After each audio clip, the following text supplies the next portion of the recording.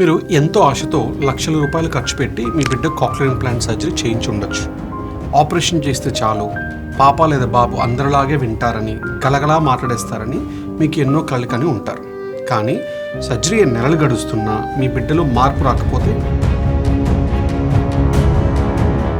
ఇప్పుడు నేను చెప్పబోయేది మీ బిడ్డ ఫ్యూచర్కి ఒక సీక్రెట్ సక్సెస్ మ్యాప్ లాంటిది. వీలైతే దీని ఒక స్క్రీన్ షాట్ తీసుకోండి. ఎందుకంటే ఇందులో ఏ ఒక్క పాయింట్ మిస్ అయినా మిగతావి సరిగ్గా పనిచేయవు. రాసే క్లినిక్లో మా బాధ్యత కేవలం ఆపరేషన్ చేయడంతో ఆగిపోదు. మీ బిడ్డ చదువు పూర్తి చేసి ఒక మంచి కెరియర్ సెటిల్ అయ్యేంత వరకు మేము తోడుగా ఉంటాం.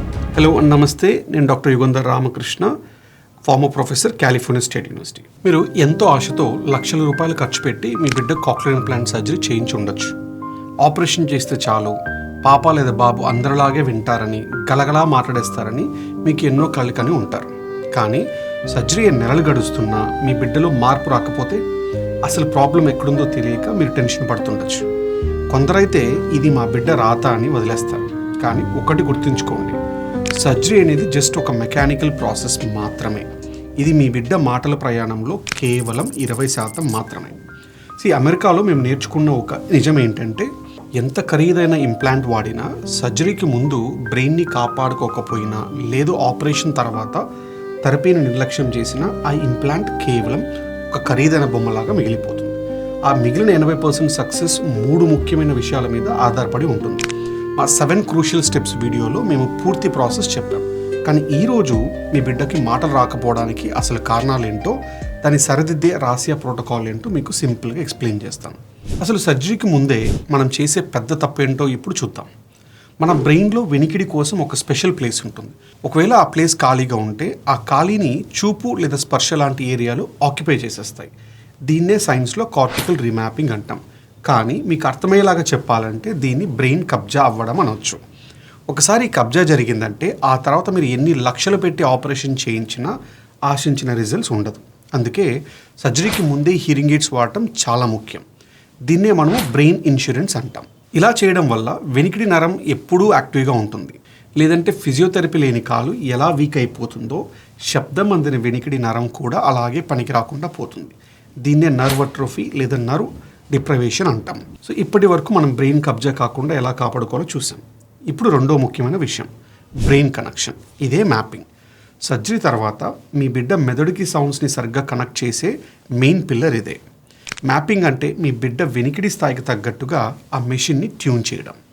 సాధారణంగా చిన్నపిల్లలు తమకు సౌండ్ ఎలా వినిపిస్తుందో చెప్పలేరు. వాల్యూమ్ ఎక్కువైందో లేదా తక్కువైందో వాళ్ళు చెప్పలేరు కదా అని కేవలం ఒక అంచనాతో చేసే గెస్ మ్యాపింగ్ చాలా డేంజర్. మన ఇంట్లో టీవీ వాల్యూమ్ బాగా తగ్గించేస్తే ఏమవుతుంది? స్క్రీన్ మీద బొమ్మలు కనిపిస్తాయి కానీ వాళ్ళు ఏం మాట్లాడుతున్నారో మనకి అస్సలు అర్థం కాదు. కాక్లియర్ ఇంప్లాంట్ విషయంలో కూడా సరిగ్గా ఇదే జరుగుతుంది. మ్యాపింగ్ సరిగ్గా లేక సౌండ్ తక్కువగా ఉంటే పిల్లలకి శబ్దాలు వినిపిస్తాయి కానీ ఆ మాటలు ఏమాత్రం అర్థం కావు. బ్రెయిన్కి సరైన సిగ్నల్ అందకపోతే మాటలు రావడం ఆగిపోతుంది. అందుకే రాశిలో మేము అంచనాలతో కాకుండా ఖచ్చితమైన ఆబ్జెక్టివ్ మెజర్మెంట్స్తో మాత్రమే మెషిన్ని సెట్టింగ్ చేస్తాం. చాలా చోట్ల కేవలం ఇంపిడెన్స్ మరియు ఎన్ఆర్టీ అనే 2 టెస్టులు చేసి వదిలేస్తూ ఉంటారు. కానీ శబ్దం కేవలం నరం వరకు వెళ్తే సరిపోదు. ఆ సౌండ్ని మెదడు సరిగ్గా రిసీవ్ చేసుకుంటుందా లేదా అనేది మోస్ట్ ఇంపార్టెంట్. అందుకే రాసే అమెరికన్ ఇన్స్టిట్యూట్లో మేము EABR అనే అద్భుతమైన టెస్ట్ చేస్తాం. ఇదే మా రియల్ సక్సెస్ వెనుకున్న రియల్ సీక్రెట్. మెషిన్ ఇచ్చే సిగ్నల్ని నేరుగా బ్రెయిన్కి చేరుతుందో లేదో ఇది మాకు ఖచ్చితంగా చూపిస్తుంది. వేరే చోట కేవలం నరం వరకు చూసి ఆపేస్తే మేము బ్రెయిన్ వరకు శబ్దం వెళ్ళేలా జాగ్రత్త పడతాం. మ్యాపింగ్ పర్ఫెక్ట్గా కుదిరినప్పుడు మీరు వెనక నుండి మెల్లగా పిలిచినా మీ బిడ్డ కళ్ళు మెరిసిపోతాయి.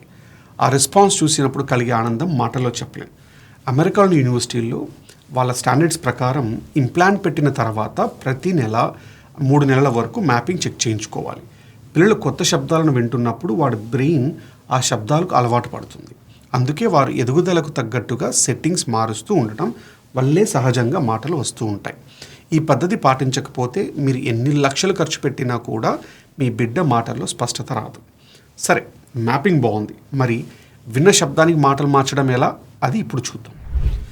AVT మరియు స్కూల్ రెడీనెస్ ప్రోగ్రామ్ యొక్క ప్రాముఖ్యత. ఈ మ్యాపింగ్ ద్వారా శబ్దాలను మెదడుకి చేరుస్తాం. కానీ ఆ శబ్దాన్ని అర్థం ఇచ్చే ప్రక్రియ ఈ AVT.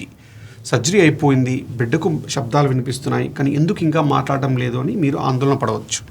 దీనిని నేను కొరియన్ మూవీ గ్యాప్ అంటాను. ఇన్నాళ్ళు మీ బిడ్డ మెదడుకి శబ్దాలకు దూరంగా ఉంది కాబట్టి ఇప్పుడు ఇంప్లాంట్ పెట్టడం అంటే కేవలం వినికిడి ప్రారంభించడం మాత్రమే. ఈ సబ్‌టైటిల్స్ లేని కొరియన్ సినిమా చూడటం లాంటిది. సౌండ్ స్పష్టంగా వినిపిస్తుంది కానీ ఏం చెప్తున్నారో అసలు అర్థం కాదు.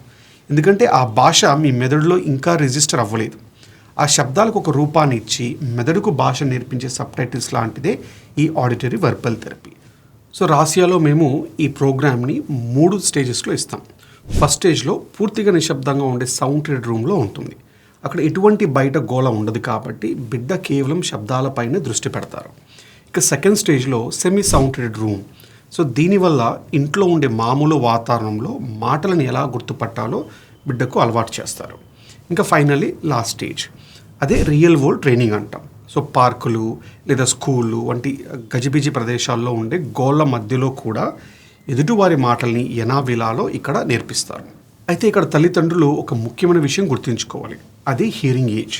మీ బిడ్డ పుట్టి 4 ఏళ్ళు కావచ్చు, కానీ సర్జరీ వినడం మొదలుపెట్టి కేవలం 6 నెలలే అయితే మీ బిడ్డ వినికిడి వయసు కేవలం 6 నెలలు మాత్రమే అని మనం గుర్తుపెట్టుకోవాలి. ఈ 4 ఏళ్ల గ్యాప్ని పూరించడానికి సాధారణ స్పీచ్ థెరపీ ఏమాత్రం సరిపోదు. ముఖ్యంగా మొదటి 3 సంవత్సరాల వయసులో పిల్లడు మెదడు ఒక పచ్చి స్పాంజ్ లాగా ఉంటుందని ఇందాకడే చెప్పుకున్నాం. దీనినే మనం బ్రెయిన్ ప్లాస్టిసిటీ అంటాం. ఈ సమయంలో నేర్చుకునే వేగం చాలా ఎక్కువగా ఉంటుంది కాబట్టి మనం ఇచ్చే శిక్షణ కూడా అంతే బలంగా ఉండాలి. కేవలం ఏవిటి ద్వారా మాటలు వస్తే చాలదు, అది స్కూల్కి వెళ్ళడానికి సరిపోదు. ఎందుకంటే స్కూల్లో 10ల సంఖ్యలో పిల్లలు ఉంటారు, బోల్డ్ అంత అల్లరి ఉంటుంది. వీటి మధ్యలో కూడా టీచర్ చెప్పే పాఠాన్ని బిడ్డ అర్థం చేసుకోవాలి. అందుకే రాసే క్లినిక్లో మేము ఒక స్పెషల్ స్కూల్ రెడీనెస్ ప్రోగ్రామ్ రూపొందించాం. ఇది 4 స్టేజెస్ 4 పిల్లర్స్ మీద ఉంటుంది. సో ఇందులో మొదటిది సిట్టింగ్ టాలరెన్స్ అంటాం. అంటే చిన్నపిల్లలు ఒకటే చోట కుదురుగా కూర్చోవడం కష్టం కాబట్టి ఆటల ద్వారా ఓపికగా కూర్చోవడం నేర్పించాలి. సో రెండో దాంట్లో లిజనింగ్ ఇన్ నాయిస్ అంటాం. అంటే స్కూళ్ళలో గోల ఉన్నప్పుడు కూడా టీచర్ గొంతును మాత్రమే గుర్తుపట్టేలా ట్రైనింగ్ చేస్తారు. మూడోది సోషల్ స్కిల్స్. తోటి పిల్లలతో ఎలా కలిసి ఆడుకోవాలి, టీచర్ చెప్పే పనులు ఎలా పాటించాలో నేర్పిస్తారు.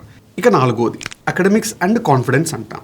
సాధారణ పిల్లలతో సమానంగా అక్షరాలు, రైమ్స్ నేర్పించడం వల్ల మీ బిడ్డ స్కూల్లో చాలా ధైర్యంగా అడుగుపెట్టి వాళ్ళతో సమానంగా చదువుకోగలుగుతారు.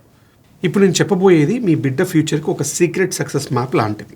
వీలైతే దీని ఒక స్క్రీన్ షాట్ తీసుకోండి. ఎందుకంటే ఇందులో ఏ ఒక్క పాయింట్ మిస్ అయినా మిగతావి సరిగ్గా పనిచేయవు. ఫస్ట్ పాయింట్, సర్జరీకి ముందే మంచి క్వాలిటీ ఉన్న హియరింగ్ ఎయిడ్స్ వాడాలి. సెకండ్, మ్యాపింగ్ చేసేటప్పుడు కేవలం అంచనాలపై కాకుండా ఈఏబిఆర్ లాంటి పక్కా టెస్టులు చేయించుకోవాల్సి వస్తుంది. మూడోది, ఆపరేషన్ అయిన ఫస్ట్ డే నుంచినే ఏవిటి స్టార్ట్ చేయాలి. అలాగే 4వది, స్కూల్కి పంపే ముందు ఖచ్చితంగా ఎస్ఆర్పి కోర్స్ తీసుకోవాల్సి వస్తుంది. రాసే క్లినిక్లో మా బాధ్యత కేవలం ఆపరేషన్ చేయడంతో ఆగిపోదు. మీ బిడ్డ చదువు పూర్తి చేసి ఒక మంచి కెరియర్ సెటిల్ అయ్యేంత వరకు మేము తోడుగా ఉంటాం. మీకు ఇంకా ఏమైనా డౌట్స్ ఉంటే మా 7 క్రూషియల్ స్టెప్స్ వీడియోని ఒకసారి చూడండి. అసలు ఆలస్యం చేయకండి. మీ బిడ్డ మాటల ప్రయాణంలో ఈరోజే ఆ మొదటి అడుగు వేయండి.